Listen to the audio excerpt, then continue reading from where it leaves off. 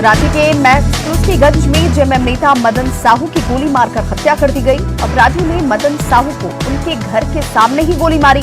गंभीर हालत में उन्हें अस्पताल ले जाया जा रहा था, लेकिन रास्ते में ही उनकी मौत हो गई। चतरा में बड़का गांव विधायक अंबा प्रसाद का बीजेपी कार्यकर्ताओं ने विरोध जाहिर किया। मुख्यमंत्री के साथ सिमरिया विधायक की तस्वीर को पुरानी बताने पर बीजेपी कार्यकर्ता भड़क उठे और इसके बाद अंबा प्रसाद को वापस हजारीबाग लौटना पड़ा। चतरा में शराब के अवैध कारोबार के खिलाफ अभियान जारी है। सदर थाना क्षेत्र के बधार गांव में अवैध शराब भट्टी को ध्वस्त किया गया। साथ ही 5.5 क्विंटल जावा महुआ और सैकड़ों लीटर देशी शराब जब्त की गई। गढ़वा के कितार थाना क्षेत्र में सोन नदी में डूबने से गंगा चौधरी नामक शख्स की मौत हो गई।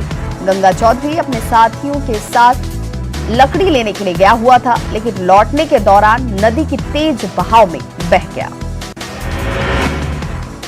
कोडरमा की चंदवारा पुलिस ने मवेशी लदे 2 ट्रक को जब्त किया है, लेकिन जगह की कमी का हवाला देकर जब्त मवेशियों को रखने से झुमरी तलैया गौशाला समिति ने इनकार कर दिया। बाद में सीनियर पुलिस अधिकारी ने दखल दिया और मवेशियों को गौशाला में रखा जा सका। गढ़वा के मेराल थाना क्षेत्र के दुलदुलवा गांव में पशु चराने के विवाद में 2 पक्षों में आपस में ही मारपीट हो गई, जिससे एक महिला की मौत हो गई। इसे लेकर महिला के पति ने थाने में मामला दर्ज कराया है। पुलिस कार्रवाई में जुट गई है। पाकुड़ में कोरोना के 12 नए मरीज मिले हैं, जिन्हें जिले में मरीजों की संख्या बढ़कर अब 83 पहुंच गई है। हिरणपुर, लिट्टीपाड़ा और पाकुड़ प्रखंड में नए मरीज मिले हैं। सिमडेगा के सदर अस्पताल में वेंटिलेटर दिया गया है, लेकिन ये अब तक शुरू ही नहीं हो पाया। सिविल सर्जन ने कहा कि डॉक्टरों की कमी की वजह से वेंटिलेटर की सुविधा अभी नहीं दी जा रही है, लेकिन जल्द ही इसकी शुरुआत की जाएगी। सरायकेला में बैंक के कई कर्मचारी और अधिकारी कोरोना संक्रमित हो गए हैं और इसके बाद बैंक में कोरोना से बचाव को लेकर कई इंतजाम किए गए हैं। काउंटरों पर प्लास्टिक लगाई गई है। गढ़वा में 4 नए कोरोना मरीज सामने आए हैं और इसके साथ ही जिले में मरीजों की संख्या अब 770 हो गई है। गढ़वा के बीडीओ भी कोरोना संक्रमित हुए हैं। पाकुड़ में डीसी ने हिरणपुर प्रखंड के बरमसिया पंचायत में चल रही योजनाओं का निरीक्षण किया और इस दौरान गैर मौजूद पंचायत सेवक के मानदेय पर रोक लगा दी गई। वहीं शौचालय निर्माण में गड़बड़ी पर शो कॉज जारी किया गया। गुमला के रायटी प्रखंड के मोकरा से कसीरा जाने वाली सड़क का अप्रोच रोड खराब हो चुका है। कई बार शिकायत करने के बाद भी जब कोई कार्रवाई नहीं की गई, तो ग्रामीणों ने खुद ही श्रमदान से सड़क की मरम्मत कर दी।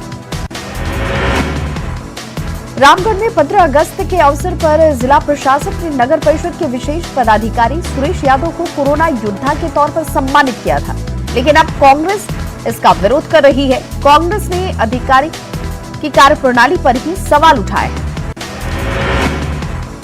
गुमला के पालकोट रोड में पुलिस ने वेलफेयर बिल्डिंग प्राइवेट लिमिटेड नामक चिट फंड कंपनी के दफ्तर पर छापेमारी की और इस दौरान कंपनी से जुड़े कई दस्तावेज को जब्त किया गया है। पुलिस ने कंपनी के दफ्तर को सील कर दिया है। सरायकेला में एक महिला के साथ आपत्तिजनक हालत में पकड़े जाने पर एक शख्स की ग्रामीणों ने जमकर पिटाई की।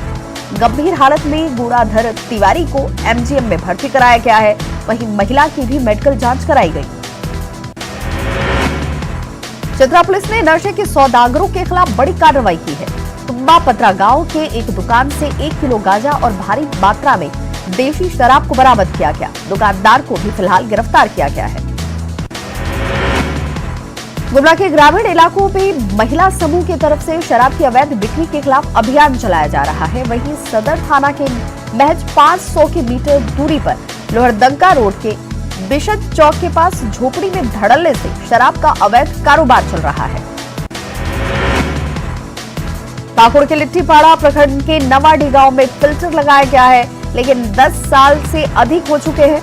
ये चालू नहीं हुआ और ऐसे भी ग्रामीण आर्सेनिक पानी पीने को मजबूर है। दुमका के जामा में सामुदायिक स्वास्थ्य का आलीशान भवन है, लेकिन यहाँ मूलभूत सुविधाओं का अभाव है। मानव संसाधन के साथ बिजली पानी जैसी समस्याएं भी खड़ी हैं।